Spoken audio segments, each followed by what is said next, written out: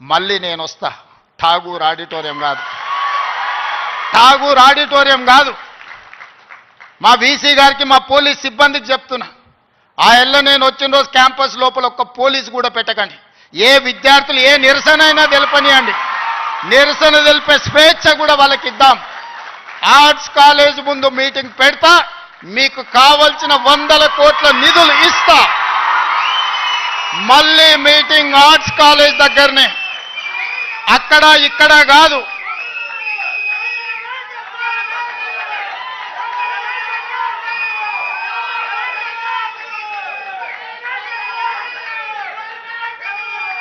Arts కాలేజ్కి వచ్చిన రోజు డీజీపీ గారికి, సిటీ కమిషనర్ గారికి నేను ఆదేశాలు ఇస్తున్నా, ఒక్క పోలీస్ కూడా క్యాంపస్ లోపల ఉండొద్దు, నేను వస్తా. ఎవరు వీళ్ళు? మా తమ్ముళ్ళు, మా చెల్లెళ్ళు తండాలలో, గూడాలలో, మారుమూల పల్లెల్లో పేదరికం రుచి చూసి అభివృద్ధి జరగాలి, డాక్టర్లు, లాయర్లు, ఇంజనీర్లు కావాలి, ఐఏఎస్లు, ఐపీఎస్లు, ఐఎఫ్ఎస్లు అయి ఈ దేశ నిర్మాణంలో భాగస్వాములు కావాలని ఇక్కడికి వచ్చిన వాళ్ళను ఆనాడు ఉన్నాయన గొర్రెలు, బర్రెలు, చేపలు పెంచుకోండి అంటే ఈరోజు డాక్టర్లు, లాయర్లు, ఇంజనీర్లు కాండి, ఐఏఎస్లు, ఐపీఎస్లు కాండి అని నేనంటున్నా. నేను రావద్దా? ఎందుకు రావద్దు? గొర్రెలు, బర్రెలు, చేపలు పెంచుకునేటోనికి నేను రావద్దని కోరుకుండొచ్చు, కానీ డాక్టర్లు, లాయర్లు, ఇంజనీర్లు, ఐఏఎస్లు, ఐపీఎస్లు అయ్యే విద్యార్థులకు నేను రావద్దని నన్ను అడ్డుకోవాలన్న ఆలోచన ఎందుకు ఉంటుంది? ఒకవేళ అడ్డుకుంటే వాళ్ళు వేసే యక్ష ప్రశ్నలకు సమాధానం చెప్పే చిత్తశుద్ధి నాకుంది. తెలివి ఉందా లేదా పక్కన పెడితే నాకు చిత్తశుద్ధి ఉంది. నా చిత్తశుద్ధిని ఎవరు ప్రశ్నించలేరు, ఎవరు శంకించలేరు. అందుకే మీరు అంచనాలు పెంచండి, అంచనాలు వెయ్యండి, అన్ని వివరాలు సేకరించండి. డిసెంబర్ మాసం మనకు అత్యంత కీలకమైన మాసం.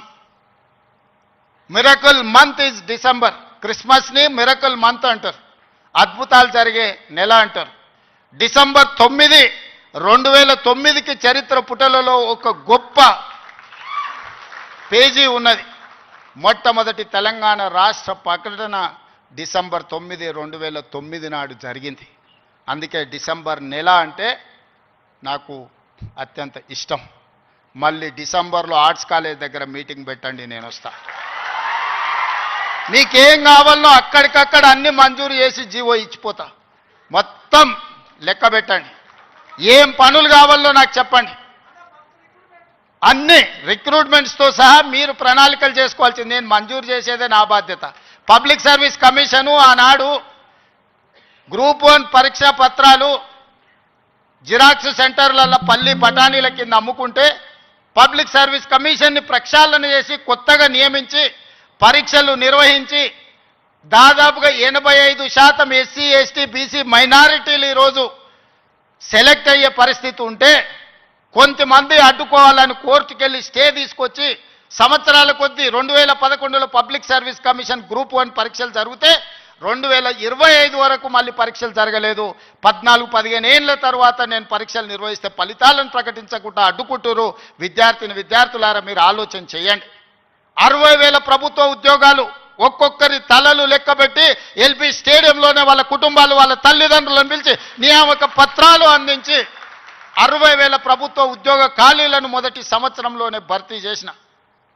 విద్యను పెంచాలి, విద్యను పంచాలి అని 11,000 మంది టీచర్లను 55 రోజుల్లో నోటిఫికేషన్ వేయడమే కాదు, రిక్రూట్ చేసి నియామక పత్రాలు అందించిన తెలంగాణ రాష్ట్రంలో కొన్ని కారణాల వల్ల ఎస్సీ కేటగరైజేషన్, ఇతర అంశాల వల్ల రిక్రూట్మెంట్ను వాయిదా పెట్టినా ఈరోజు ఆ సమస్యను పరిష్కరించుకొని దాదాపుగా ఇంకో 40,000 ఉద్యోగాలను రాబోయే 6 నెలల నియామకాలు చేపట్టి 2.5 సంవత్సరాలు పూర్తి చేసుకునే లోపల 1,00,000 ఉద్యోగాలు భర్తీ చేయాలి ప్రభుత్వంలో అని ప్రయత్నం చేస్తున్నా.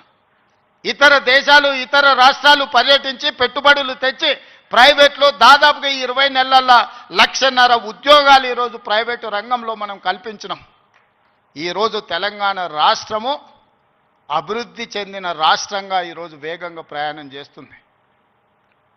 Self collection of revenue, law and order, policing ప్రతిదీ దేశంలోనే నెంబర్ 1 రాష్ట్రంగా ఈరోజు కేంద్ర ప్రభుత్వం గుర్తించింది. నేను చెప్పట్లేదు, కేంద్ర ప్రభుత్వం నివేదికలు చెప్తున్నాయి.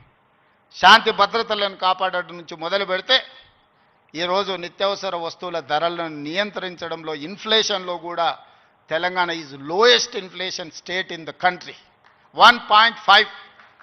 బయట రాష్ట్రాలకి జాతీయ స్థాయిలో 8% ఇన్ఫ్లేషన్ ఉంటే ఇతర రాష్ట్రాల 6-7% ఉంటే నిత్యావసర వస్తువులను నియంత్రించి 1.5% ఇన్ఫ్లేషన్ ఉన్న రాష్ట్రంగా తెలంగాణ మొట్టమొదటి